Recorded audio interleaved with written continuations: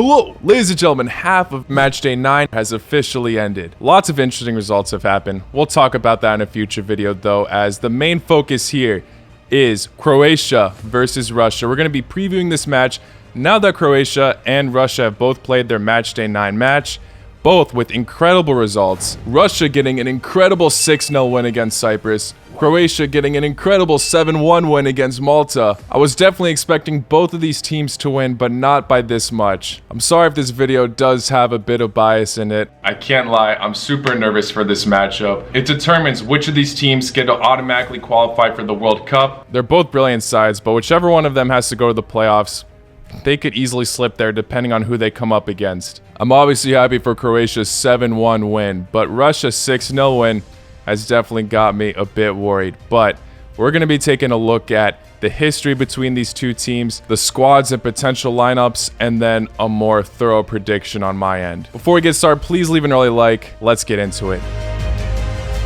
Now, as we all know, these teams have a lot of history already. Not only have they had neck-and-neck matches in these World Cup qualifiers, they have had to play each other in the World Cup quarterfinals, where both of these teams are proving to be exciting underdogs. Croatia obviously making it to the final and then losing to France. Along the way, though, they beat Nigeria, Argentina, Iceland, Denmark, Russia, and England. Before Russia had to face Croatia, though, they did beat Spain in penalties in the round of 16s, which was extremely impressive. Even though Russia were the hosts of World Cup 2018, people might argue that that may have been a slight advantage for them, but I don't think so. I think they still proved their worth and held up very interesting matches. When it came to the Euros, though, this year, they obviously slipped a lot. They didn't even get out of their group, finishing 4th place. They did share the same amount of points with Finland and Denmark, and they happened to lose on goal differentials, but they still had a very disappointing tournament. Croatia, also, things were a bit shaky for them themselves, losing to England at the beginning,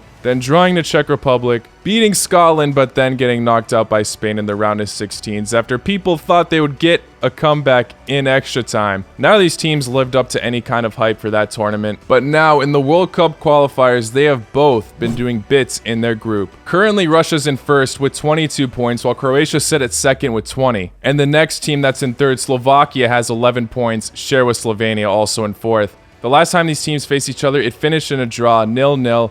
Not a lot separates them right now, and in the World Cup as well, it finished in a draw and it had to go to penalties. If that happens in Matchday 10, Russia will qualify for the World Cup, so it's a must-win for Croatia. I'm trying to be confident that they can do it, but I don't know. Croatia also had history of bottling the World Cup playoffs last time, where Iceland just snagged that first place spot from them. They went to the playoffs, they beat Ukraine in style, thankfully, but still, who knows who either of these teams are about to get. Both look very motivated to do bits in this final match day after these scorelines that we have seen in Matchday 9, so at this point, it's just becoming even more unpredictable of a match to predict.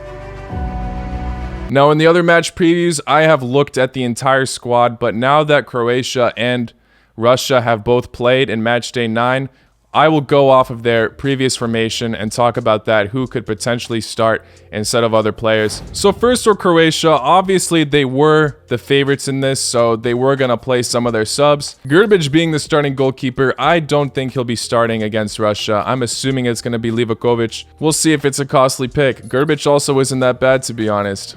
He didn't really get a chance to show himself this match because Malta didn't have that many opportunities. But then also the defense. I'm really curious to see who the two center backs are going to be. It seems that this position is being constantly rotated. Gvardiol is getting a lot more chances, but is Chaleta Tsar also going to start? He did score this match and did pretty well, but there was one opportunity Malta had that was offsides, and in general, looking at his position, that one play kind of made me question if this center back partnership will stay against Russia. Lovren and Vida, the famous duo for the World Cup 2018, was sitting on the bench this match. I'm curious to see if one of them will be starting instead. Possibly Vida. I'm not sure about Lovren, honestly. Juranovic has honestly been solid. I was questioning how he would do at first. I have a lot more belief in him now. Sosa also is starting to get more playing time, and he's quite a skillful player. I would also have some belief in him for him to start in the Russia match. Not for the midfield, obviously this was against Malta, but I was very happy to see that Pasalic was starting. He's been crucial for Atalanta lately, and he proved it in this match as well, getting a goal. Although Croatia have loads of options in the midfield, I think he's still a starting candidate for me.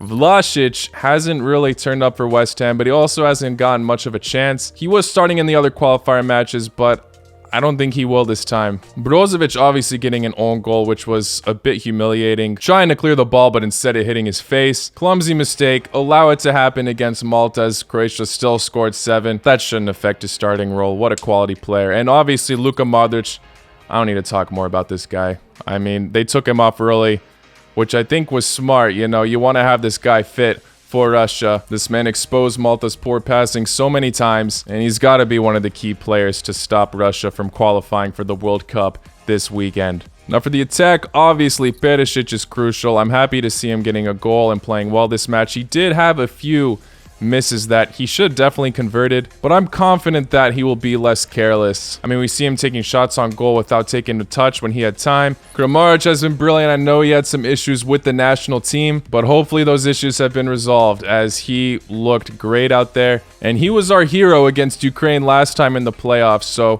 hopefully he can be our hero yet again in these World Cup qualifiers. Now, the one player I was surprised about, though, was Meyer. This was his first full international debut, and he scored 2 goals, one of them being actually class. A lot of these goals that Croatia scored were from Malta just making horrible passes and giving up the ball too easily, and Croatia just absolutely exposed their flaws. But one of Meyer's goals was just class, and he could have pulled that off against a strong team as well. Scored a double in this match, making his statement. A big experiment Zlatko Dalic decided to make, and it ended up paying off here. Whether he starts or not against Russia, I definitely think this guy deserves a chance at some point in the match. He definitely proved his class on this one, and I hate to say it because I still love the other players, but I think he might be more reliable than the likes of Orsic. Bravo, Meyer. Let's see some more. Now for Russia, they'll probably be rocking with the 4-3-3 classic as they have been in most of their matches, but they have been throwing around players here and there. Miranchuk has been all over the pitch. The coach clearly experimenting. We've seen him play winger like he did against Cyprus this time.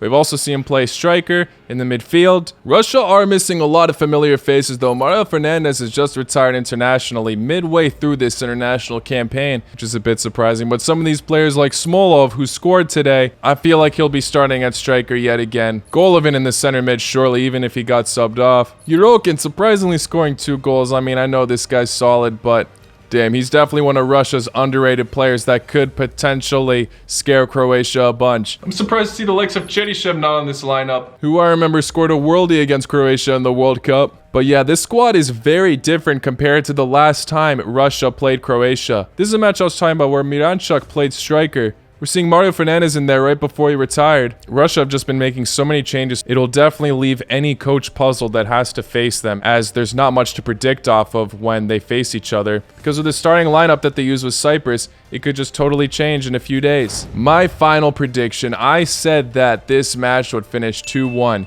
in my Matchday 10 prediction video.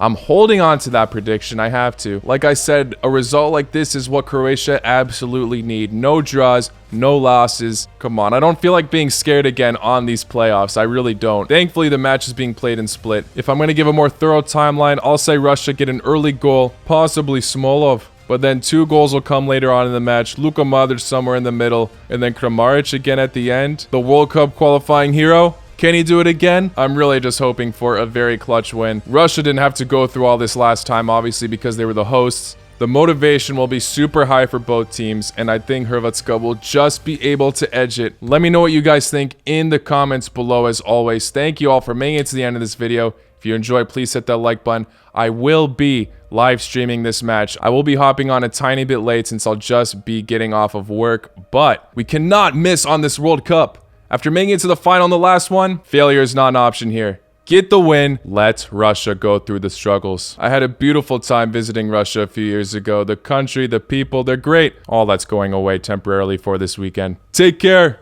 Laku noć.